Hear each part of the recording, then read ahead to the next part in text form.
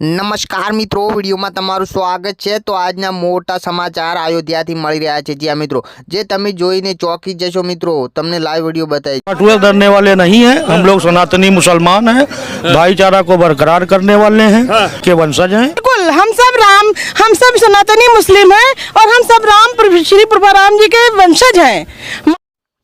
तो કેટલાક મુસ્લિમ ભગવાન રામના મંદિરમાં જબરજસ્તી ઘૂસી આવ્યા હતા। જ્યાં મિત્રો પછી જે હિન્દુઓ સામે જે કર્યું એ જોઈ તમે પણ ચોંકી જશો મિત્રો। વિડીયો ખૂબ જ મહત્વપૂર્ણ થવાનો છે મિત્રો। આ વિડીયો સનાતની ભાઈઓ જો ખૂબ જ જરૂરી છે, કારણ કે મુસ્લિમ હિન્દુઓ સામે કંઈક આવું કરી રહ્યા હતા। જ્યાં મિત્રો આપણે જાણીએ છીએ કે લાંબી પ્રતીક્ષા બાદ રામ ભગવાનની સ્થાપના અયોધ્યામાં થઈ છે મિત્રો।